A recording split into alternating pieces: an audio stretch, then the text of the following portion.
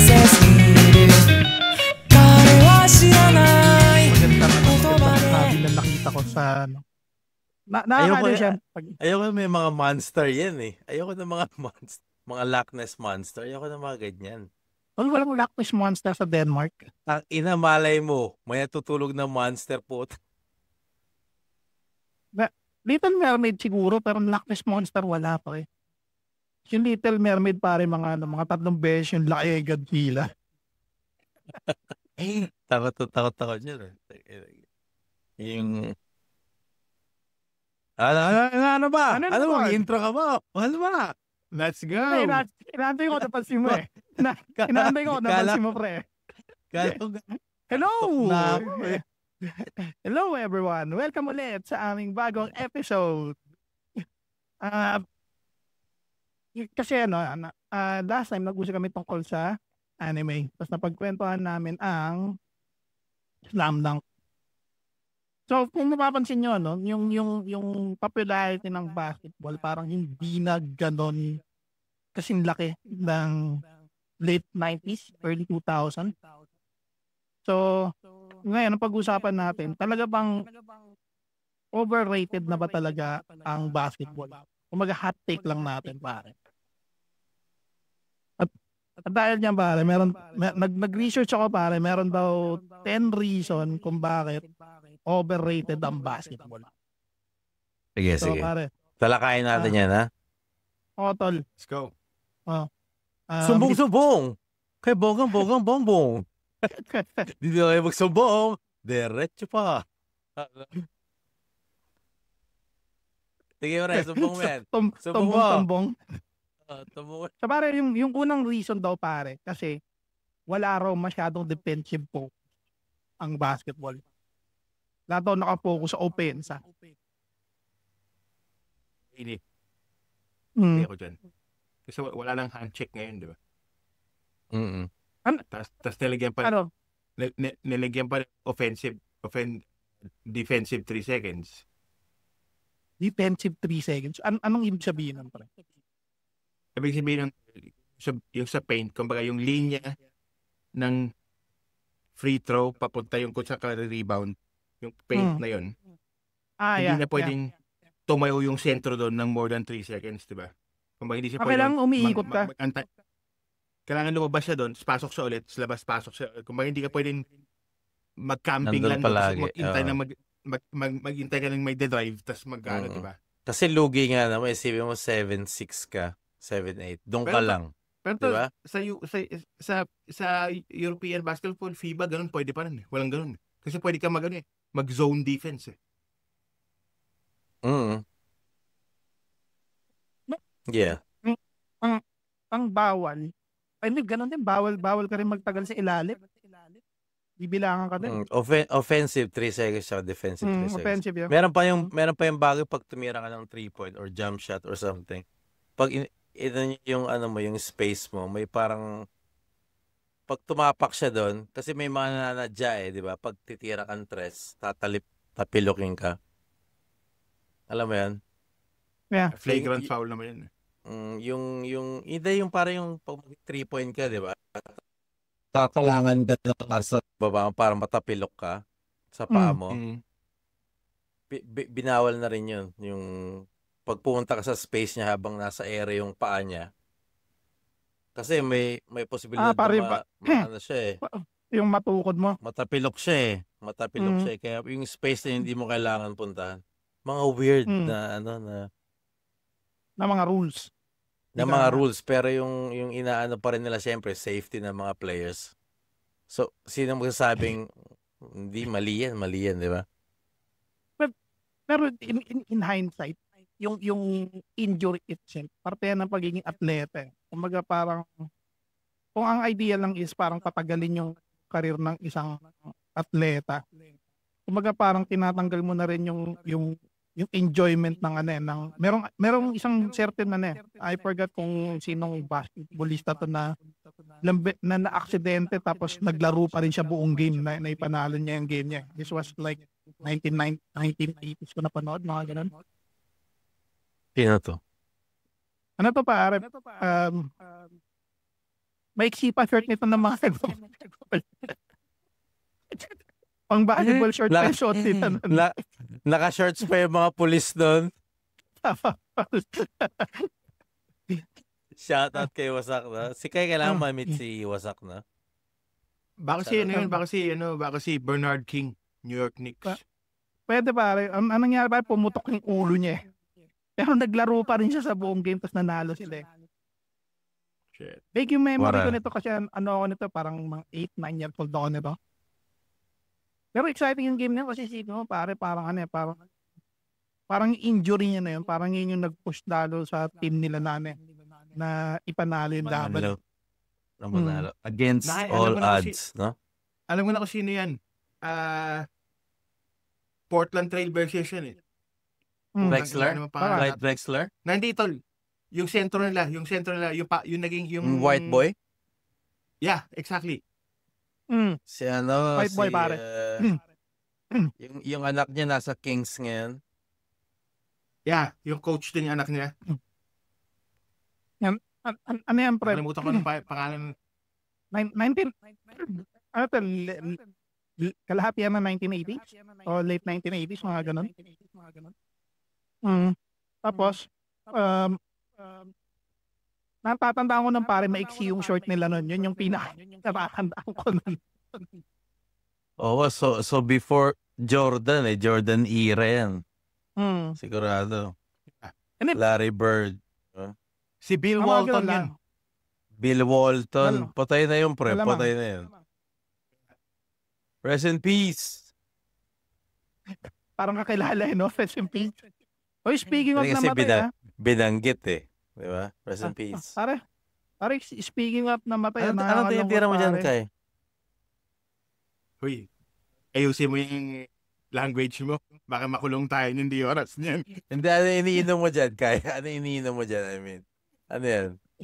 Okay. Baka like and subscribe na naman to, ha? Like and subscribe. Kasi may mga slack. 1866. Ito ako, kung manonood talaga sila, OG silang audience in the future. Tapos mapapanood nila tong mga pad natin. They just gonna say, ganyan lang talaga sila magsalita, di ba? Pero balik tayo. So may step lang. Nag-Euro step lang, balik na. Pero speaking of present peace, makakalungkot isipin pare na si Kiko ng TGIF pare, dead na. Ano ba kayo nun? Sternberg man. Si Red Sternberg pare. Hindi mo kilala si Red Sternberg pare.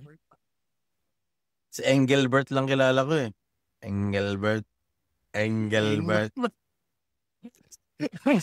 Anyway, hindi kilala ni Kuya Jake. Siguro dahil kami ni Kuya kayong medyo naghahabulan sa edad nung naabutan namin yan. Red Sternberg. Yeah, parang nakikilala ko siya. Yeah. Pero 50 lang siya to, man. Heart attack. Grabe. Pwede nga ito ba yan? Ano yan ba? Nung bata-bata yan, sinabihan daw yan na the next Aga Mulak. Gopings. Pero wala yun. Di ba? Gopings. Wala nangyari sa career niya. Hindi ko alam kung bakit. Kasi pa yan sa TGIF.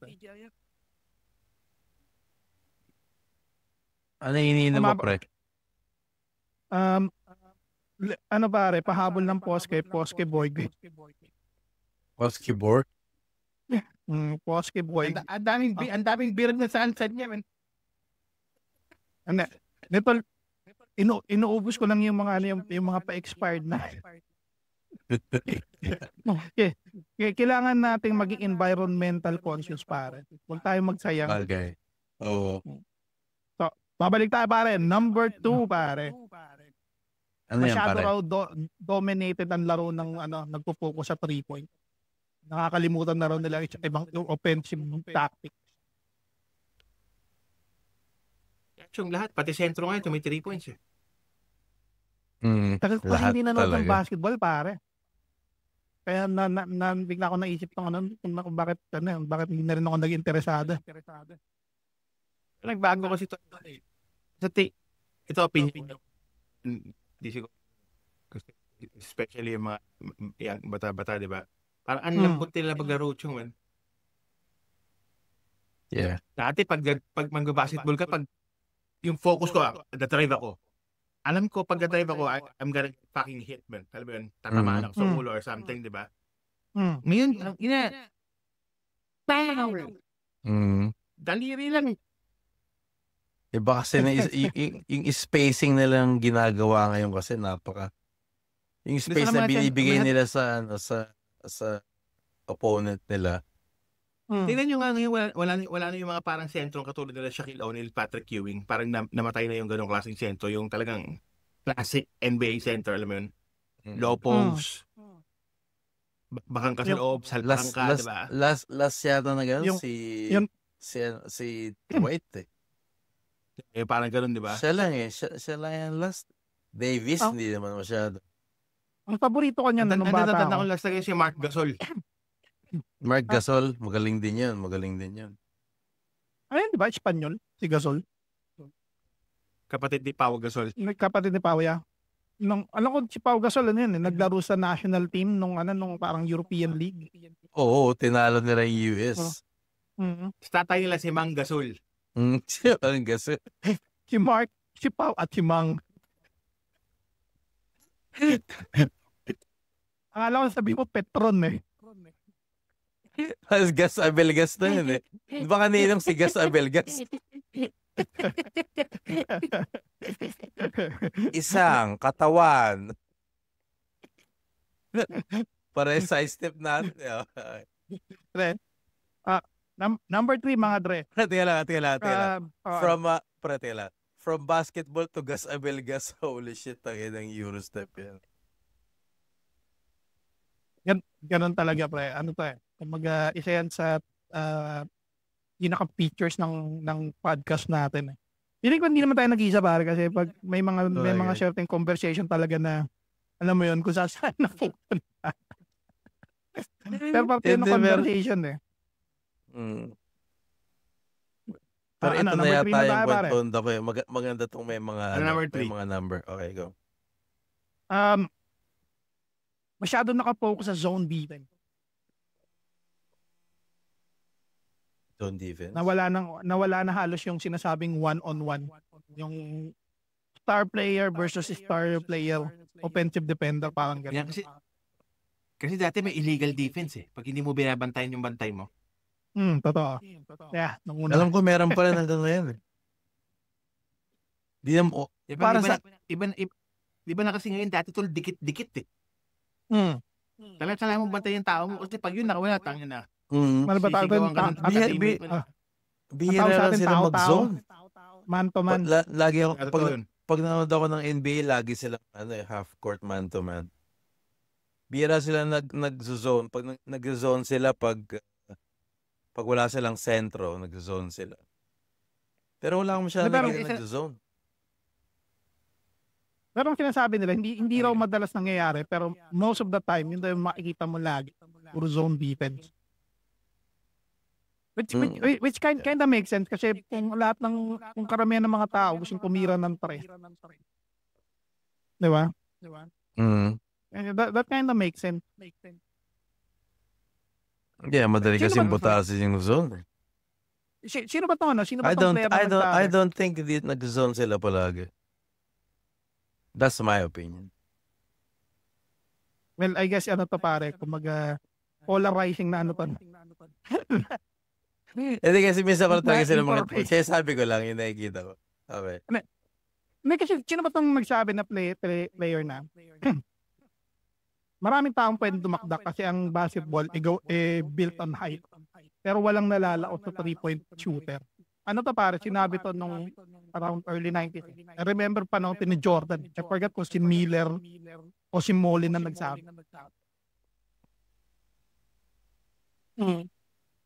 Yung sinabi niya na walang nalalaot sa 3-pointer. Sabi may nalalaot sa dumadang pero walang nalalaot sa 3-pointer. Yung bagets. Totoo ba yun? Ano yung take nyo to? Kumbaga yung vocalista lang ang laging na sumisikat. Parang Hindi kasi mas yun ng 90s, aminin natin lahat ng mga offensive player, riddled sila ng injuries. Pero kung isipin mo, mas highlightful tingnan ang dunk kaysa sa 3 points eh. Totoo. More or less Yeah. yung 3 points na yun. More or less yung 3 points na is a buzzer beater, di ba? Mm.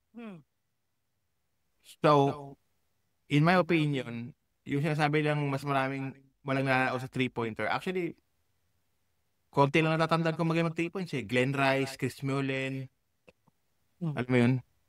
Si Neither. Pero Yung sa mga dunkers, alam ko yung rin mga dunk, yun. kilala Yeah. mo eh.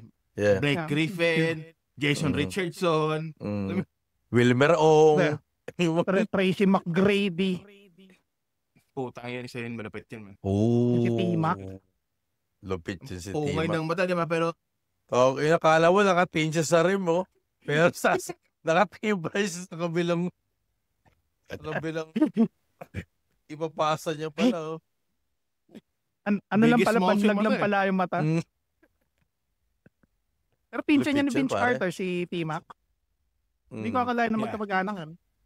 Hindi nga raw Pero nila si alam. T-Mac, American, di ba? American naman sila pareho. Canadian siya eh. Vince eh. Na hindi to, naglaro lang siya for Canada kasi yung Toronto Raptors is in Canada. Okay. Yeah. Ano ko, Canadian siya. Team USA. Hindi. USA nga siya, di ba? Tinalanan niya yung 7-footer na European player. Highlight. Na-steal yung bola, napasa sa kanya. Pagtanong niya, lumusot sa ilalim niya, 7 foot to, di ba? Na-draft sa NBA yung lalaki yun, yung 7 foot to na yun. After nung nangyari yun, tol, winave siya nung team na nag-draft sa kanya kasi binansagan yung binansagan yung dunk ni Vince Carter na the dunk of death. La Muerte raw. Tinang yan. Lupit nun. Pero Grabe. nakakatakot yun si Vince Carter pa. Kung pataasan ng talong, parang feeling ko pare mas mataas siya tumalon kumpara kay Jordan o kay Kobe Bryant. Yeah. Pero para si Levine, Zach Levine, paano yan? Mayroon mataas tumalon yun. Mm. Hindi yun. Pero si Vince Carter, yung swag ni Vince Carter. Lupit. Pero Chong, alam mo lang, I would have wished, hindi ko na sinasabing tamad si Vince Carter, di ba? Pero kung meron siya yung work ethic ni Kobe, tas si Vince Carter ganun, nakakuha ng championship yun, tol. Yeah. Kailan ba sila Medyo nakaabot? Semis? Medyo lazy siya eh. So, alam mo yun. Pero kung yung work ethic niya, parang si Kobe, practice ganyan. He has all the skills, tol. May jump shot sa, marunong shot, may alabit ng athleticism niya. Shoot pa ng kaliwa, pare. Kaliwete. Yeah. Ibang breed Kaya na yung naman, mga diba? tao yung sumushoot ng kaliwete. Ito. Siya yung ano, di ba, yung nagpauso na sinushoot yung kalahati ng braso. Yeah. Yeah, first time ko lang Honey din nakita yun. Ewan ko ginawa na ng mga N1 street ballers yun. Yeah, ang tawag doon honey dip. Pero siya lang yung gumawa Pwede palang gawin yan. sa NBA. Oo, pwede palang gawin yan. Tawa ko yan. Lupit. Akala ko nang dati ang Ba't kaya napakalupit pinakamatindi mo? ng pagtumalong ka sa sa may free throw line, kalahati ng free throw line. Akala ko yun na yun eh. Yun yung pinaka-highlight eh. Pero meron pa palang mas Ngayon si Zach Levine, pare. Between the legs sa free throw. Sa free throw line. Oh? Between the legs. Upload mo yung video, Jake. Talaga? Upload mo yung video, Jake. Ay, wag na Pero pre. between the legs, Nadiscover ko, hindi siya lumalabas sa ano. Hindi ko alam kung bakit. Hindi lumalabas. Hindi lumalabas pre. For some reason. Palabasin mo. Palabasin mo kasi. Hindi ko pa kasi nadidiscover kung paano. Itry mo, sige, malay mo lumabas. Kaso, ang inaalala ko baka maging... Pero nakikita mo siya pag sinishare. Hindi siya lumalabas for some reason. Ay, di mo siya Hindi ko alam kung nakikita? Hindi. Hindi nga. O dahil kasi yung... Pero ikaw nakikita mo, pre? Nakikita ko siya pag... Nakikita mo? Nakikita ko siya dito. Nakikita ko siya. Pero pag sa editing, hindi ko na siya nakikita. Ah, okay. Welcome sa libreng YouTube. Okay lang at di nila nakikita. Papakita lang kasi sabi ni Kuya Ryan, ha? Nakita Parang- nakasulat, skip the anal energy. Ibig sabihin yan, swabe at mabango. Sige na, bumili na kayo. Ito. Paretara mo to. Ay, Ito putang ina. 360. Ito 360. Ay, windmill na din. Windmill. Windmill pala, windmill. Oh, Gusto ko yung Ilang yan, men. between the legs. Pero ang laki niya, pare. Ito. Tanganan. Slow mo pa. Sa free throw, man. Oh my God. Ang ina, men. Fucking crazy. Puta, ano yan? Ipaklong. Kala mo malapit na yung kay Jordan Barr. Tignan mo to. Oo nga, Holy crap. Zach Levine. Tignan mo. The Grace. That's why. Hindi, pero ang laki niyang bata, pare. Mas malaki siya kay Jordan. Grabe, no? Ano yan? 6'8"? 6'9"? Men, ang laki ng lalaki, men. Nakakasyak yung genetics nun, pare. Lupit. Isipin mo, pare, nung lumabas siya, paglabas siya, Tumatalo. paglabas, Nagbabike na. behind the back niya, pare, yung... Sorry, Tol. He's 1 inch shorter than Michael Jordan. 6'5". Talaga? 6'5". Kaya Pero pala- ba't ang laki niya tingnan? Hindi, kaya ang ganda niya tignan sa Payat ere, kasi. pare. Kaya ang ganda niya tignan sa ere kasi hindi siya ganong katangkaran. Kaya yung vertical niya talaga nakikita mo eh. Tandaan niyo yung laban ni Vince Carter sa ni Steve Francis. Mhm. Ang ganda ng Mhm. dunk ni Steve Francis kasi hindi siya ganun Mhm. katangkad eh. Mhm. Pag bumukha ka kasi buwak. Oo. Di ba? Mhm. Bigay todo. O kasi sobra Kasi yung elevation na. mas may kita mo pag maliit eh. Yung vertical. Kesa yung pakalaki. Parang di na tumatalon. Ibang sizes yan. Pero Oh, ang kaya maliit, ganyan.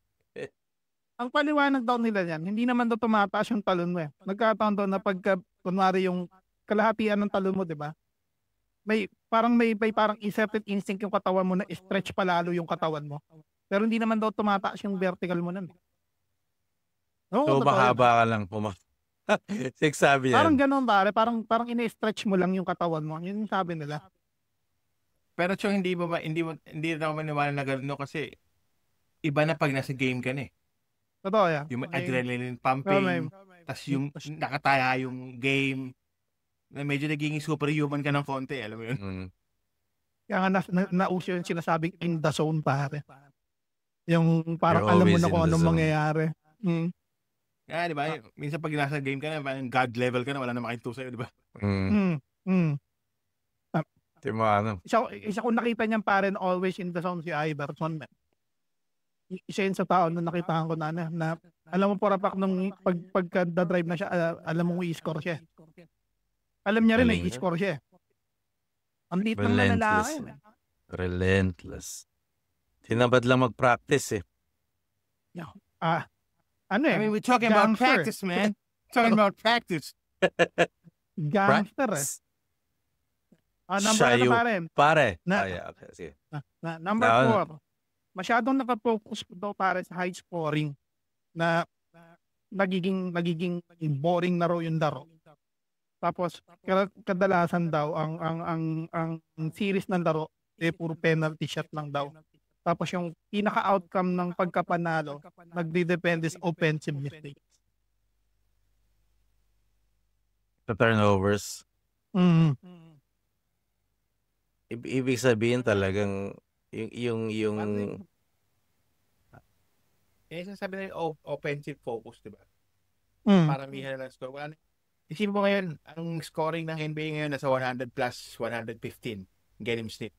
Nung panahon nila Jordan, that's like 140. 79 to 90 lang Mm. ang scoring kasi depensa to eh.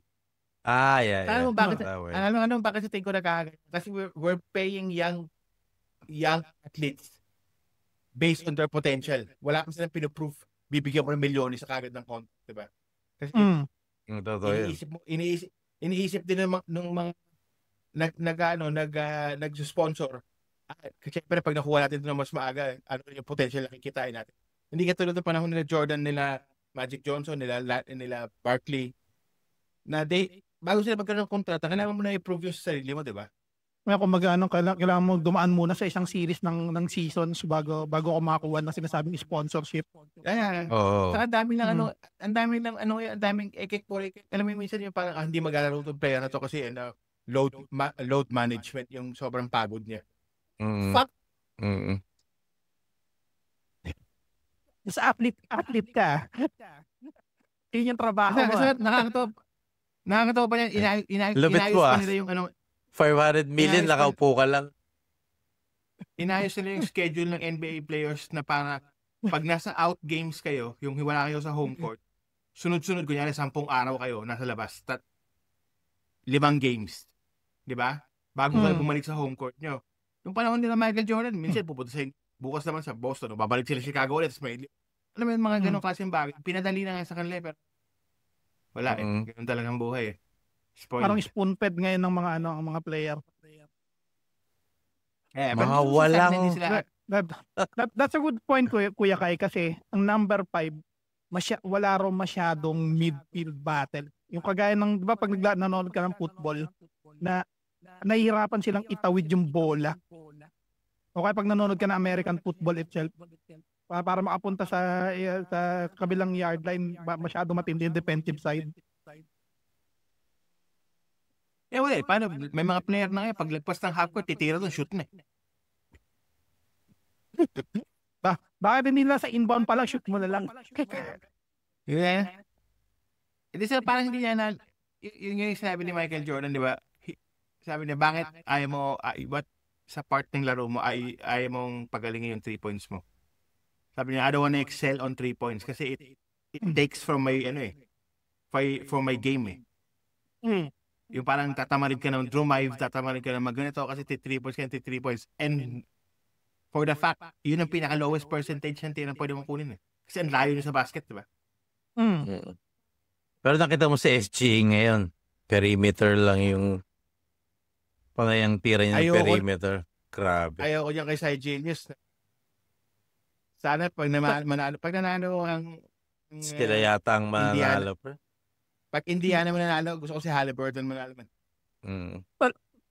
Makikinig lang ako kasi clueless ako sa Panalo mga yung player na Pacers. pinag-uusapan nyo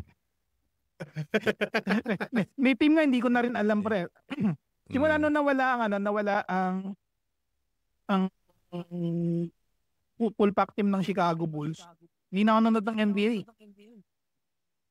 Tagal na doon. Tagal na. Oo, parang.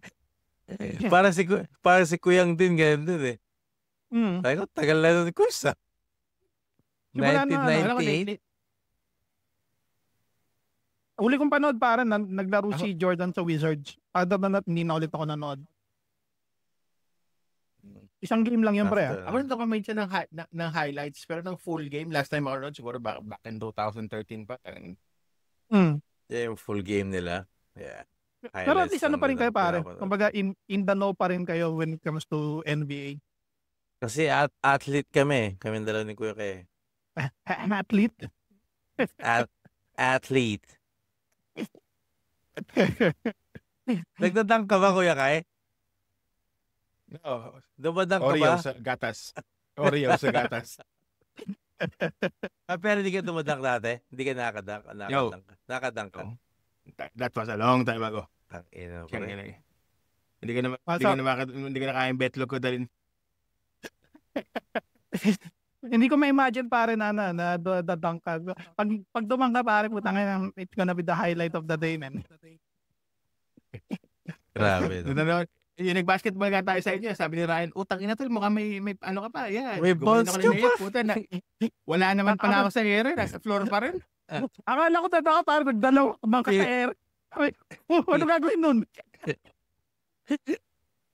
Nagdalaw ako bang ka sa air eh. Kala ko magka-Drexler na si Kuya Kay eh. Sinubukan ko mag-take off, sabi, error.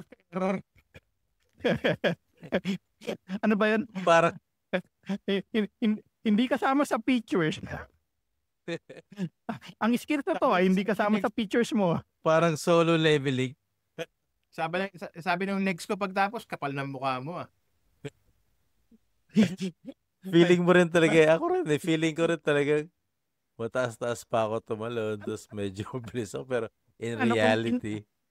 Ano kaya kung in the future, no? Yung mga certain skills na nagagawa natin ng bata tayo, may i-built in lang na chip sa utak natin. Tapos babayaran natin na subscription para ma-apply.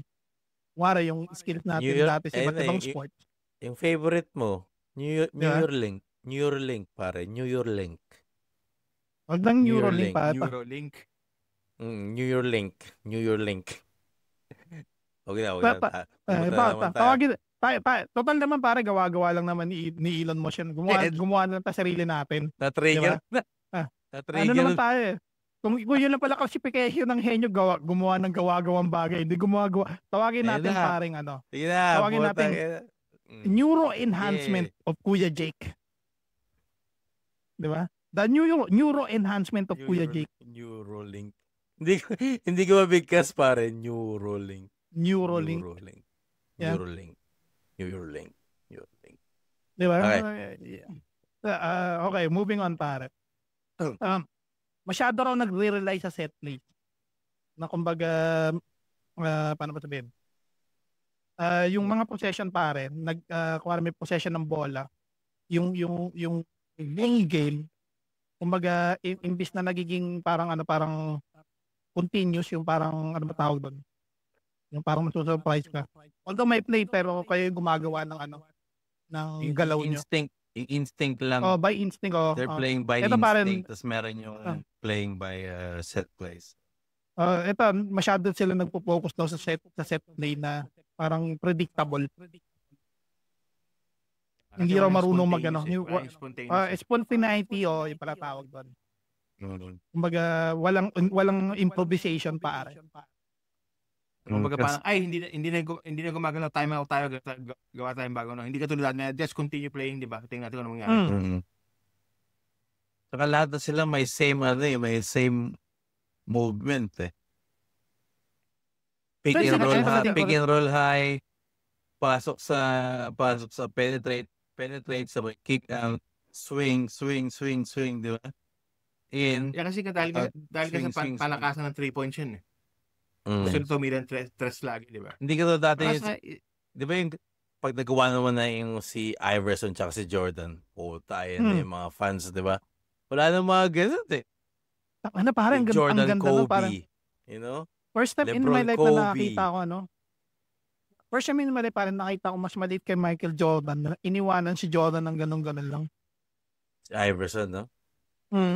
Ang inis siguro ni Jordan nung araw na yun, no? Naging Pucha, gumanon eh. At nga yung kamay ni Jordan eh. Yung kamay niya pa, abol na ganun, pero kapal niya pag ganun. Pinatikim pa ni AI na onte. Tingnan ko ang kagat. Puta, sabay yung biyatawan. Yan din tol, kaya maganda yung basketball noon kasi alam mo yung mga dati, hindi sila gumagawang super teams. Hindi katulad ni LeBron, sumama sa Miami Heat, kinuha sila nito si Kevin Durant, pumunta ng para lang makakuha ng championship, di ba? Dati, yung mga mentality ng mga basketball player, ayoko maging ka-teammate mo kasi gusto ko talunin eh. Ikaw yung gusto kong talunin eh. Magtatropa na sila eh. Magtatropa na sila. Ngayon, bena tayo. Biske Hugo at Biske Lewain fucking Mesterscape. Holding Kef. Wala nang pare, wala nang competitiveness ika nga. Yeah, totoo yun. Sabi nga ni Shaq, tangina kung alam lang daw niya pwede nga, dapat sumali daw siya sa Chicago Bulls ng A90s, di ba? Hindi. Yun din kasi yun, kumbaga yung naalala ko na yung basketball, isa sa pinaka-machismo na laro eh. Kumbaga pamachuan yan. Kumbaga, lagi mo kina-question, ikaw ba talaga yung pinakamalakas? Ito ba talaga yung pinakamalakas sa team? Yun yung lagi tinatanong eh. Pero tol, I don't wanna win na alam kong yung buong starting 5 ng team ko, all-star. Di ba? Ang malaking problema nun ba? Kung gusto kong manalo, talunin ko si LeBron, si KD, si Curry, si Harden. Lahat sila,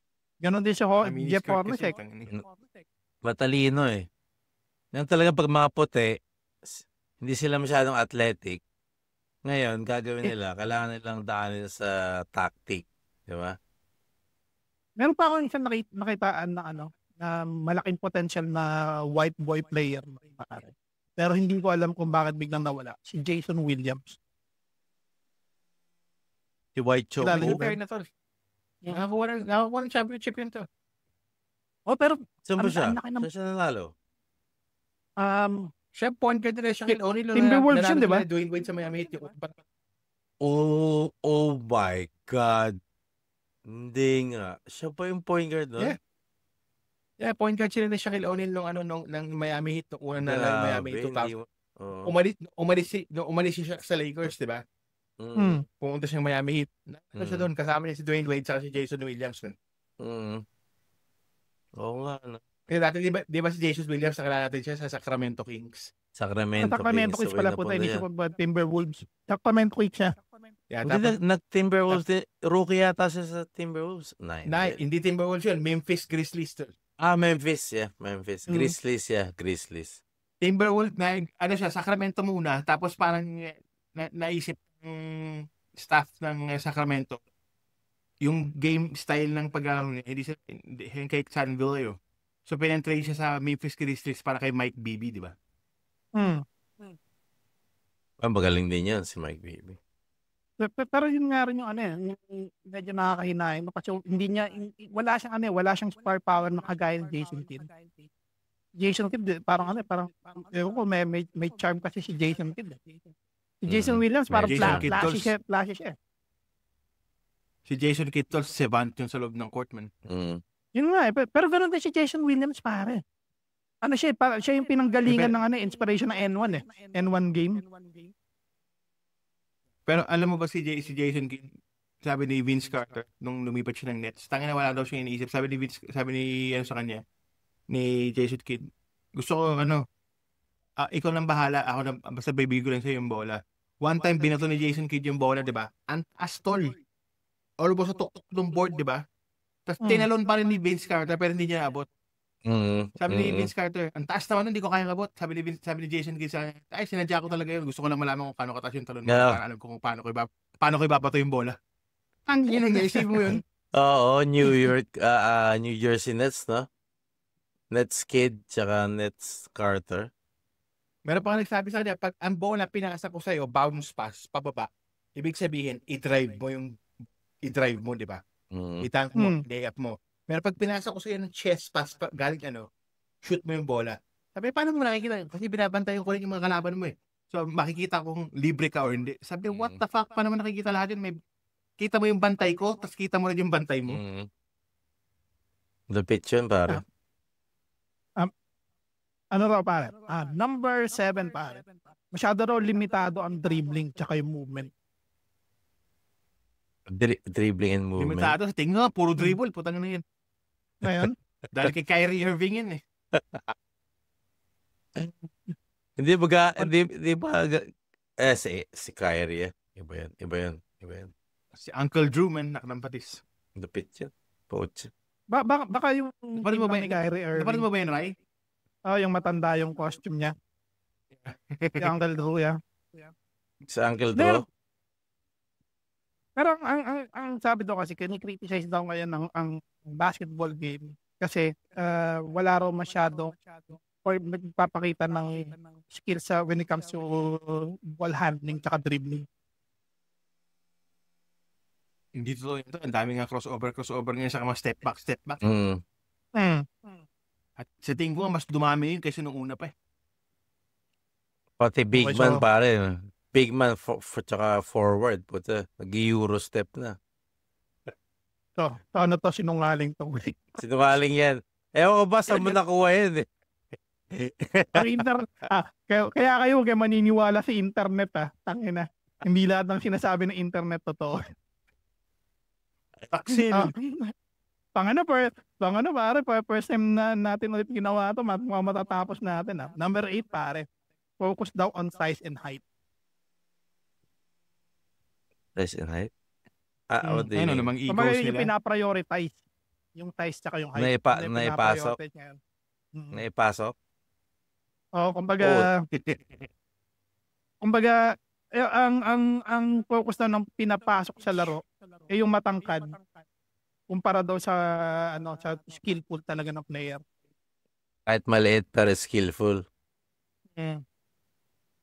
Depende rin sa New York ngayon si Bronson. Late lang 'yun. Pero Siguro, magaling.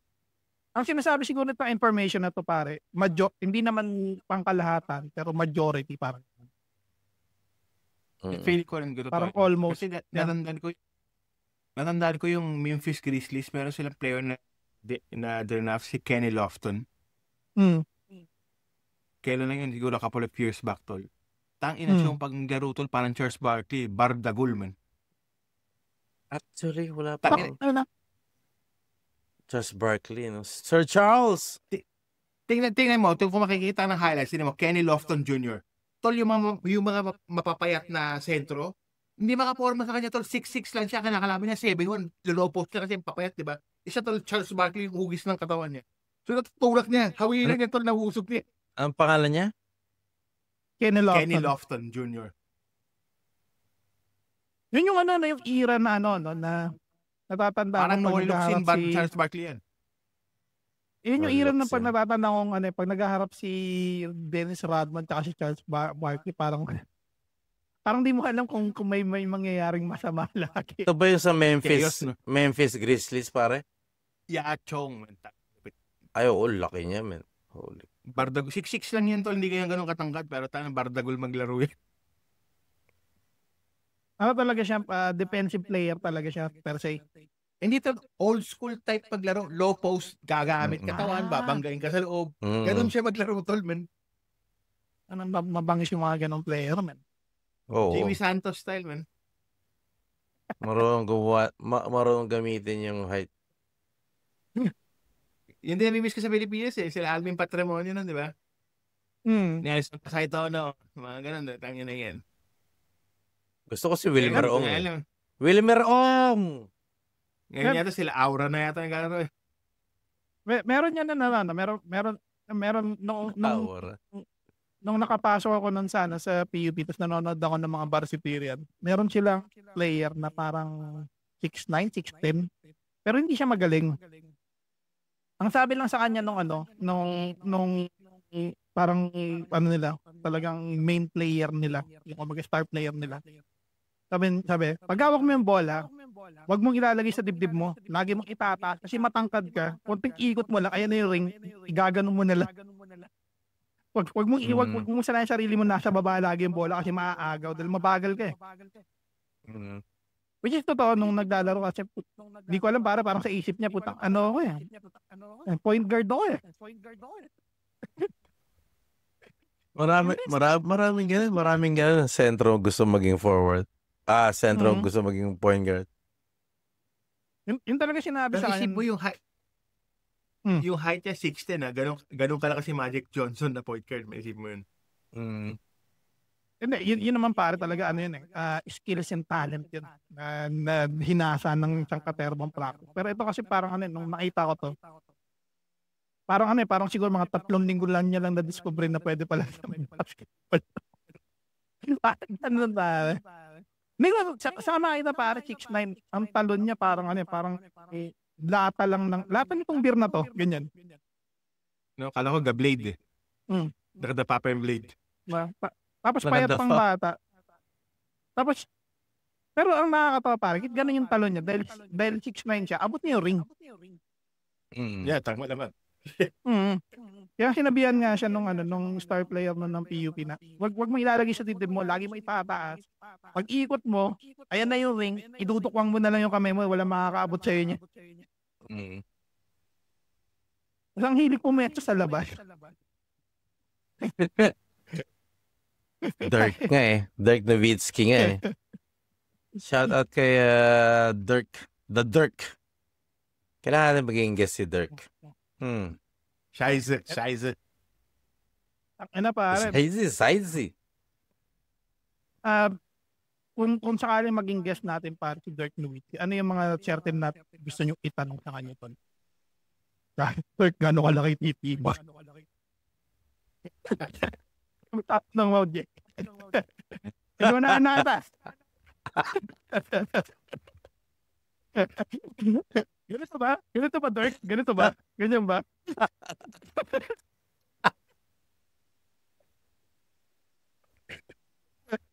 Sabay kumanta si Dirk, no? Jumbo hotdog. Kaya mo ba to?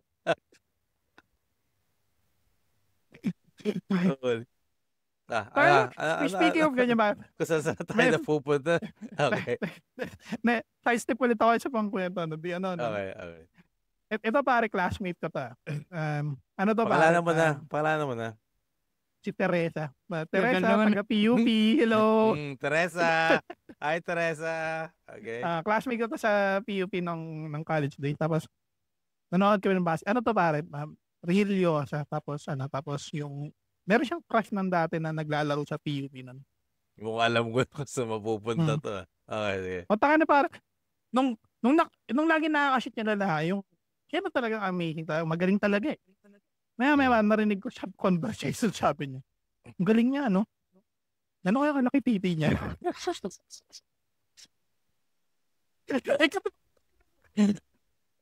Pagtingin ko ng gano'n, nagkatingin na kami ng laki yung mata niya. Narinig ako. Nanlaki yung mata niya. Oy, Teresa, huwag may tanggi yun, ha? Oy, Teresa, like and subscribe, ha? Like and subscribe. Baka makita mo to. May talanin, chokaran ko yun. Dahil matanda na tayo, malamang matatawa ka na pag narinig mo to. Kaya talaga pag isabi niya, ang galing niya, no? Gano'n kaya kalaki titi niya?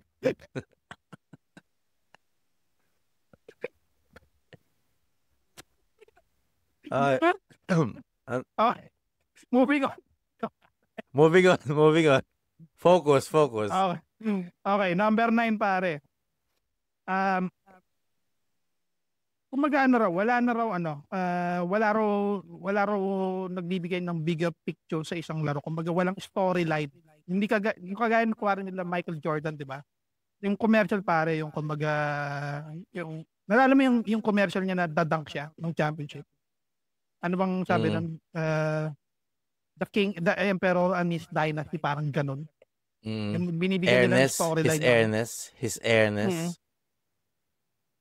So, pag kumaga wala nang ganong parang wrestling pare. Yung may istorya. Yung istorya. Wala na raw ganon. Kasi it's all about business na, di ba? Players are being traded kasi ini-expect nila, pagdating na itong ganito, pwede natin in-draft itong ganitong taon to. Lahat na tungkol sa just the fact na itong year na to, Luka Doncic trade for Anthony Davis. Ang pinakarason kung bakit pinag-trade nila si Luka Doncic kasi next year eligible siya sa malaking contract. Nung trade siya ngayon sa Lakers, he's gonna lose $130 million on that contract kasi hindi niya pwedeng makuha yung max contract, di ba? Sa rate siya. Pero may number 1 pick yung Dallas ngayon. Yung Dallas, di ba? Pero alam mo yun lahat na tungkol sa pera, di ba? So, hindi nakakabuo ng dynasty.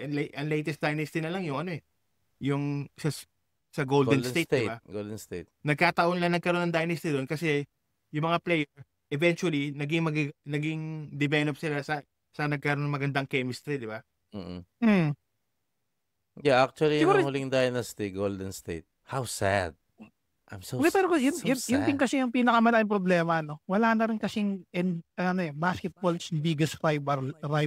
Kagaya ng San Miguel versus Ginebra, Chicago Bulls versus Utah Jazz. Wala nang ganun, no? Kasi lahat ng player para magagaling na. Lahat na kasi para. Lahat magagaling na. Yung player, walang loyalty. Dati, alam mo itong mga taon to nandito sa team na to. Yeah. Taon-taon na ganun, di ba? Wala na rin ganun eh. Dahil sa business yan, di ba? Maguhulog ka lang. Na-trade na si ganito sa ganyan. Alam mo yun? Yeah, tama yan, pre. Pero tsaka isa rin, gumagaling na rin talaga. Ang dami ng magagaling eh. Kaya hindi mo na alam nga eh. Sino Take ko, yung ang daming unang may ganyan. rival. Ang daming yung shafting nga full eh. Ngayon lang ako nakita ng era ng basketball, nakita ko mga player libre pag tumirat ang natabingi. Patay buti kimit, tatama, tagilinan ng board. Patay buti. NBA yun, pero 1 million pare. $1 million contract yun. Kaso nga lang may tax, siyempre. Kahit na pare, yung sa 1 million na yan, pare, makakuha ano, 800,000, hindi mo yung mapupul kahit yan, tumatakbo ka lang, umawa ka lang ng bola. Diba? Talaga. Tama. Yun din yung ka dun. malaking pagkakamali ng ng mga American athlete. Kumbaga, pag dumating na yung pera, automatic yung lifestyle nila from 0 to 100. Imbis na parang okay, may limitasyon tong pera na to eh. Either i-invest ko or I need to be wise, di ba? Marami kang maririnig na player pare natin parang behind the music ang dating. From riches to rags. Alam mo, yun yung sinasabi ko eh. Kasi ngayon, ang mga sponsor pay young athletes for their potential. They didn't earn anything. Tapos yung mga youngsters na yan, hindi rin sanay sa pera kasi lumaki rin sa hirap, di ba? And pag binabayaran mo pag binabayaran mo ang mga bata or a person na wala pa na po-prove na sa worth nila, it creates bad worth ethic eh. Tatawanin ka nito, nandito na yung pera ko, ba't pa ako maglalaro? Ba't ko pa ibibigay lahat? Nandito na yung kontrata ko eh. You feel me? Kaya nga sila Charles Barkley, galit na galit eh. Tang ina. Di ba? Million yung Bibigyan kita ng kontrata ng 10 million for 2 years. Hindi mo pa nahahak yung pinapahak ko sa'yo. Tama rin ka lang magtrabaho ron, di ba? Puta nakuta mo. Kontrata mo ako ng pera eh. Yeah. Malaking factor yung pera talaga. Malaking factor. Alam mo, magiging sloppy ka sa work mo eh. Kasi sinabi rin ni Jordan yun eh. Kaya tama talaga si The GOAT eh. Tama si Jordan, sinabi niya yun eh. Hindi mo rin kasi mapipigilan yung mga bata na maging parang hindi naman tamad, pero alam mo yun, yung hindi na nila ilalabas yung potential nila kasi ang sports nila parang parang riddle, malaki yung potential na mariridle ka rin ng injuries na masasideline ka na matagal eh. Bakit ka kumbaga nauso na kasi yung salitang work smart not hard ngayon. Diba? Pero sa basketball kailangan work hard. Diba? Balance. Kasi kontrata, rookie contract. Yung NBA sweldo mo ang hindi actually mahirap, ang hindi malaki.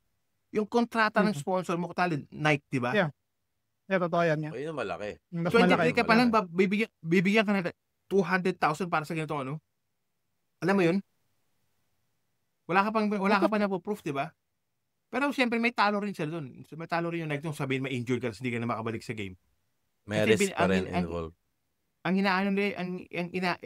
Everything's about money tol. Gusto nila pag ito naging superstar, tayo una nakasign, di kita yung pera. Alam mo yung ganong klaseng bagay?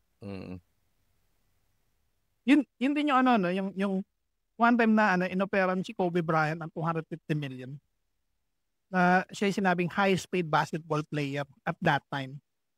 Pero kasi kumbaga si Jordan, 170, 180, parang ganyan yung pinaka-highest. Hindi pa siya nag-Adidas dati bago nag-Nike?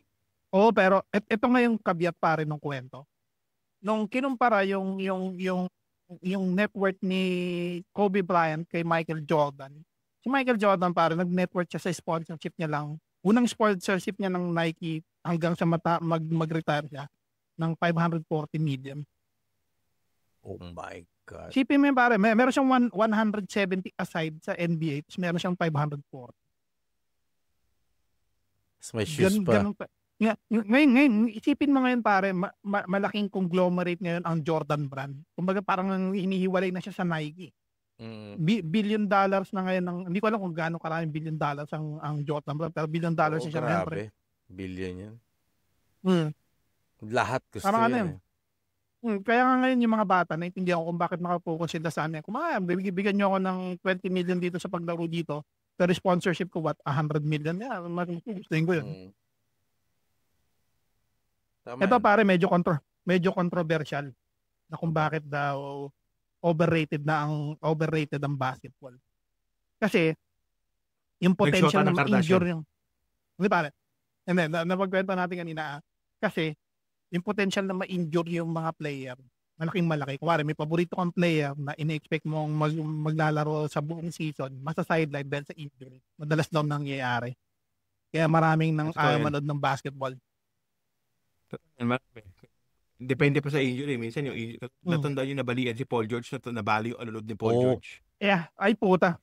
Sean Livingston din, di ba? Sean Livingston. Nasa Clippers siya. Nabali yung paa niya, pero naka-recover siya, napunta siya sa Golden State.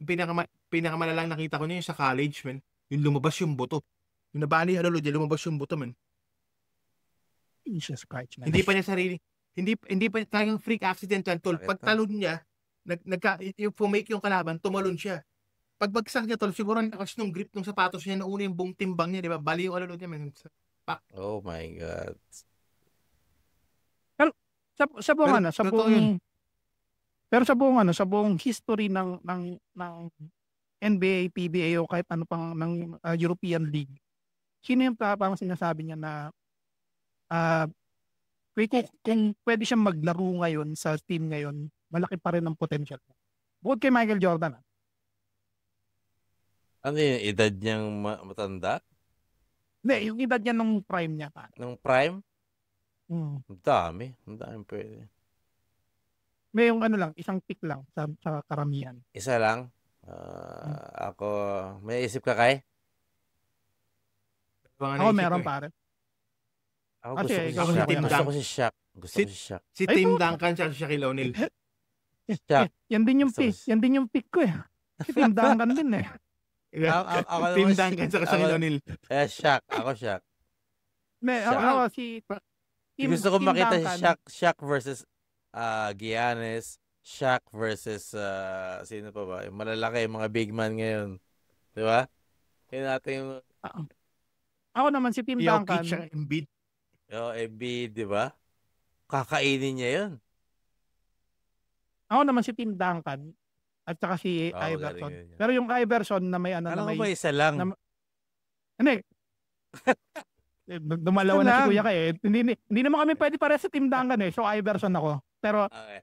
Iverson na may mentality ng mga player ngayon na hindi lang ako yung pwedeng umscore dito sa team na to. Kumbaga maghahanap tayo ng potential na parang partner. Parang gano'n. Batman, Kasi Robin, yung parang nung panahon ni Iverson, parang salo niya yung mundo eh. Parang siya lang yung feeling niya, inaasahan ng lahat. Magaling din si Weber nun. Si Weber, si Chris Webber? Iguodala. Yeah. May supporting cast din siya nun. Pero, yeah, still short. Pero yan, Team Duncan talaga. Para rin sa Team Duncan. And hindi flashy, Super hindi fundamental. effective. Tingko to sila Reggie Miller, Chris Mullin, Glenn Rice. Panahon nila to eh, mga shooter. Pero Glenn Rice. yung no? shooting skills, pare, mas mataas ang shooting skills sa mga player ngayon. Hindi ko alam kung bakit sa training din siguro nila. Never merit na nakakita ko ng ganun kataas sa shooting stats eh. Curry, number 1. Si Curry, yeah. I think siya yung number 1 3-pointer like of all time. Kaya lang natin siguro talaga hindi nakita yung shooting stat din to kasi we don't shoot more 3 points back then. Ngayon mas marami eh. Yeah, totoo yan. Volume, grabe. Pati coach nagti 3 points eh. Lahat po. Lahat pwede talaga eh. Lahat talaga ng sentro ngayon. Hindi tulad dati. Oh, yeah. Nag-evolve na yung game from mga bakulaw na sentro, tapos ngayon naman yung mga sentrong nagpo-point guard na. Kita mo si Wemby, alien. Bakit siya palagay niyo para hindi na rin ganun kapopular ang PBA ngayon? For some reason, nung pinanood ko yung highlight sa YouTube, parang ang dating niya parang yung larong probinsya. Wala na rin nanonood. Kasi nga dahil, para sa iyo, ang lahat ng ito. Kung nandun si Manny sa Ginebra, edi maraming nanonood. Wala pa kasing star eh. Sino pa bang star sa PBA ngayon? Wala na yata. Sino yung paborito niya dati sa PBA pare?